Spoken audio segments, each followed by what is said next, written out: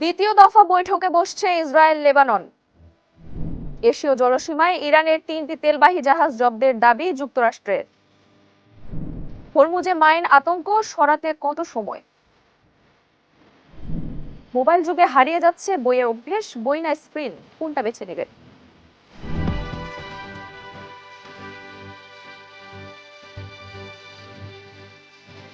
সবাইকে আমন্ত্রণ নাগরিক প্রতিদিনের নিয়মিত আয়োজন নাগরিক বিশ্বে। সাথে আছি আমি নুসরাত জাহান জিরিন।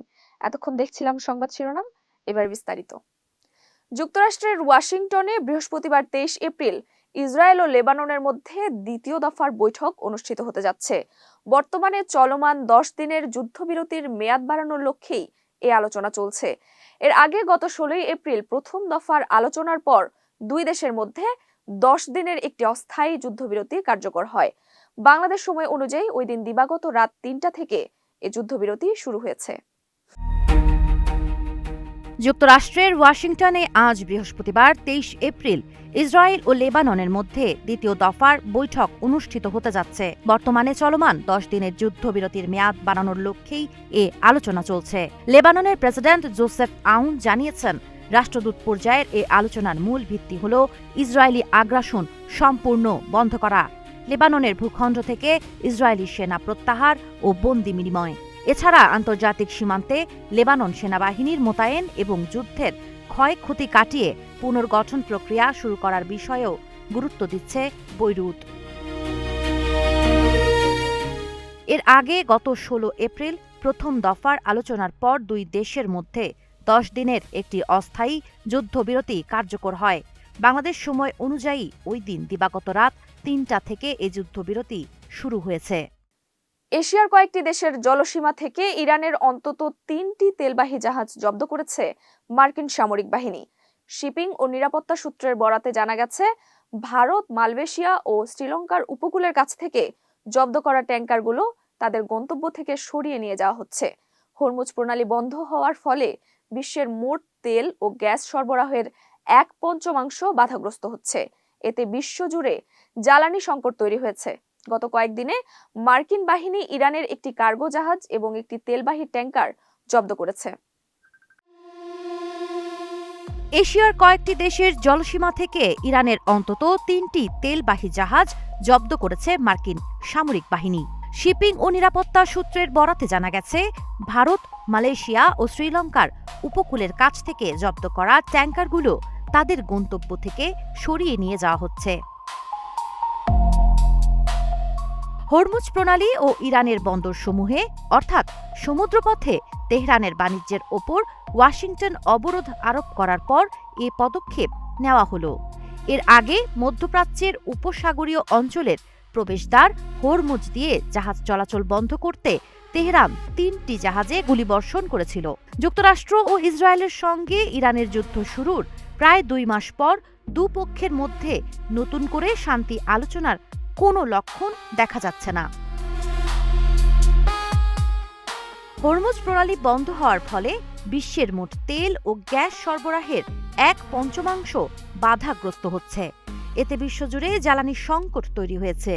গত কয়েকদিনে মার্কিন বাহিনী ইরানের একটি কার্গো জাহাজ এবং একটি তেলবাহী ট্যাঙ্কার জব্দ করেছে।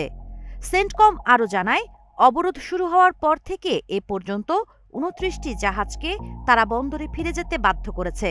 সমুদ্রপথে ইরানের সামরিক তৎপরতা এবং ভাসমান মাইন এড়াতে মার্কিন বাহিনী এখন উন্মুক্ত সাগরে ইরানি জাহাজগুলো লক্ষ্যবস্তু করছে। কৌশলগতভাবে অত্যন্ত গুরুত্বপূর্ণ আন্তর্জাতিক জলপথ হরমুজ প্রণালীতে পাতা জলমাইন অপসারণে দীর্ঘ সময় লাগতে পারে বলে জানিয়েছে মার্কিন প্রতিরক্ষা দপ্তর পেন্টাগন। মার্কিন বার্তা সংস্থা এপির প্রতিবেদনে বলা হয়েছে, প্রণালীটি সম্পূর্ণ নিরাপদ করতে অন্তত 6 মাস সময় প্রয়োজন হতে পারে। গত 28 ফেব্রুয়ারি ইসরায়েল ও যুক্তরাষ্ট্রের সঙ্গে সংঘাত শুরুর পর হরমুজ প্রণালীতে জলমাইন স্থাপন করে ইরানের অভিজাত সামরিক বাহিনী ইসলামিক রেভলিউশনারি গার্ড কোর। ধারণা করা হচ্ছে, প্রণালীর বিভিন্ন স্থানে অন্তত 1 ডজনের বেশি মাইন পাতা হয়েছে, কিন্তু সেগুলোর সুনির্দিষ্ট অবস্থানের পূর্ণাঙ্গ রেকর্ড সংরক্ষণ করা হয়নি। কৌশলগতভাবে অত্যন্ত গুরুত্বপূর্ণ আন্তর্জাতিক জলপথ হরমুজ প্রণালীতে পাতা জল মাইন অপসারণে দীর্ঘ সময় লাগতে পারে বলে জানিয়েছে মার্কিন প্রতিরক্ষা দফতর পেন্টাগন।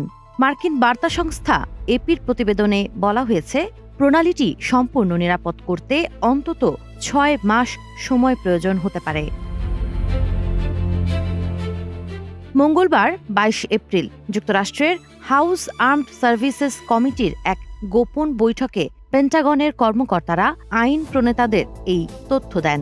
বৈঠকে ইরানের সঙ্গে সংঘাতের সামরিক ব্যয়, কৌশলগত পরিকল্পনা এবং যুদ্ধের লক্ষ্য নিয়ে বিস্তারিত জানতে চান আইন প্রণেতারা। একই সঙ্গে যুদ্ধের শুরুর দিকে একটি স্কুল প্রাঙ্গণে হামলার ঘটনাও আলোচনায় উঠে আসে। তবে এসব গুরুত্বপূর্ণ প্রশ্নের সন্তোষজনক উত্তর এখনও পাওয়া যায়নি বলে জানা গেছে। গত 28 ফেব্রুয়ারি ইসরায়েল ও যুক্তরাষ্ট্রের সঙ্গে সংঘাত শুরুর পর হরমুজ প্রণালীতে জলমাইন স্থাপন করে ইরানের অভিজাত সামরিক বাহিনী ইসলামিক রেভলিউশনারি গার্ড কোর বা IRGC। ধারণা করা হচ্ছে প্রণালীর বিভিন্ন স্থানে অন্তত 1 ডজনের বেশি মাইন পাতা হয়েছে, কিন্তু সেগুলোর সুনির্দিষ্ট অবস্থানের পূর্ণাঙ্গ রেকর্ড সংরক্ষণ করা হয়নি। এর ফলে 8 এপ্রিল যুদ্ধবিরতি কার্যকর হওয়ার পর সবচেয়ে বড় চ্যালেঞ্জ হয়ে দাঁড়িয়েছে মাইন শনাক্ত ও অপসারণ। হরমুজ প্রণালী বিশ্ব জ্বালানি সরবরাহের জন্য অত্যন্ত গুরুত্বপূর্ণ হওয়ায় এই মাইন অপসারণ বিলম্বিত হলে আন্তর্জাতিক বাণিজ্য ও জ্বালানি বাজারে বড় ধরনের প্রভাব পড়তে পারে বলে আশঙ্কা করা হচ্ছে। সাবা খান, নাগরিক প্রতিদিন। 23 এপ্রিল বিশ্ব বই দিবস বা বিশ্ব গ্রন্থ ও গ্রন্থস্বত্ব দিবস। 1995 সালে প্যারিসে ইউনেস্কোর সাধারণ অধিবেশনে দিনটি পালনের সিদ্ধান্ত নেওয়া হয়। বই মানুষের চিন্তা, জ্ঞান ও সৃজনশীলতার অন্যতম প্রধান উৎস। কিন্তু সময়ের সঙ্গে সঙ্গে বই পড়ার অভ্যেসে বড় পরিবর্তন এসেছে। আজকের শিশু কিশোরদের বড় একটি অংশ বইয়ের পাতার চেয়ে বেশি সময় কাটাচ্ছে স্মার্টফোন, ভিডিও কন্টেন্ট ও সামাজিক যোগাযোগ মাধ্যমে। একইভাবে প্রাপ্তবয়স্কদের মধ্যেও কাগজের বই পড়ার প্রবণতা কমছে। অনেকেই এখন PDF, ইবুক কিংবা অডিও বুকের দিকে ঝুঁকছেন। আজ 23 এপ্রিল বিশ্ব বই দিবস বা বিশ্ব গ্রন্থ ও গ্রন্থস্বত্ব দিবস।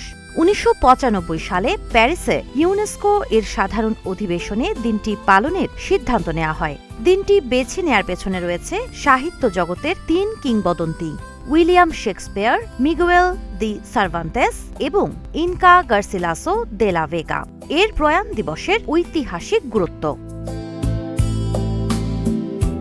বই মানুষের চিন্তা, জ্ঞান ও সৃজনশীলতার অন্যতম প্রধান উৎস। কিন্তু সময়ের সঙ্গে সঙ্গে বই পড়ার অভ্যাসে বড় পরিবর্তন এসেছে। আজকের শিশু কিশোরদের বড় একটি অংশ বইয়ের পাতার চেয়ে বেশি সময় কাটাচ্ছে স্মার্টফোন, ভিডিও কন্টেন্ট ও সামাজিক যোগাযোগ মাধ্যমে। একইভাবে প্রাপ্তবয়স্কদের মধ্যেও কাগজের বই পড়ার প্রবণতা কমছে। অনেকেই এখন PDF, ইবুক কিংবা অডিও বুকের দিকে ঝুঁকছেন। তবে প্রযুক্তির এই অগ্রগতির মাঝেও কাগজের বইয়ের আবেদন একেবারে মুছে যায়নি। একটি বই হাতে নিয়ে পড়ার অনুভূতি, লাইব্রেরির নীরবতা কিংবা বইয়ের পাতার গন্ধ, এসব এখনও পাঠকের কাছে অনন্য। বিশেষজ্ঞদের মতে বই শুধু বিনোদনের মাধ্যম নয়, বরং মানসিক চাপ কমানো, মনোযোগ বাড়ানো এবং গভীরভাবে ভাবতে শেখার একটি কার্যকর উপায়। ডিজিটাল পড়ার সুবিধা থাকলেও কাগজের বইয়ের আবেদন এখনও অনন্য। একটি বই হাতে নিয়ে পড়ার অভিজ্ঞতা, পাতার গন্ধ কিংবা লাইব্রেরির নীরব পরিবেশ, এসবের কোনো বিকল্প নেই। বই শুধু তথ্য দেয় না, বরং মনকে স্থির করে, গভীরভাবে ভাবতে শেখায় এবং মানসিক চাপ কমাতেও সাহায্য করে। সিও ওয়ার্ল্ড ম্যাগাজিনের এক জরিপে দেখা যায়, বিশ্বের 102টি দেশের মধ্যে সবচেয়ে বেশি বই পড়েন যুক্তরাষ্ট্রের নাগরিকরা, বছরে গড়ে 17টি। তাদের পরেই রয়েছে ভারত, গড়ে 16টি, যুক্তরাজ্য 15টি, ফ্রান্স 14টি ও ইতালি 13টি। তালিকায় আরও রয়েছে কানাডা, রাশিয়া, অস্ট্রেলিয়া, স্পেন ও নেদারল্যান্ডস। অন্যদিকে বাংলাদেশ রয়েছে তালিকার 97তম স্থানে। এখানে একজন পাঠক বছরে গড়ে প্রায় 3টি বই পড়েন। এবং সময় ব্যয় করেন মাত্র ৬২ ঘন্টা। এই পরিসংখ্যান বই পড়ার অভ্যাসে এক ধরনের সংকটের ইঙ্গিত দেয়। ডিজিটাল যুগে পড়ার মাধ্যম বদলালেও জ্ঞান অর্জনের ক্ষেত্রে বইয়ের বিকল্প এখনও তৈরি হয়নি। তাই বিশ্ব বই দিবস আমাদের মনে করিয়ে দেয়, মোবাইলের ভিড়েও বইয়ের সঙ্গে সম্পর্কটুকু ধরে রাখা খুব জরুরি। সাবা খান, নাগরিক প্রতিদিন।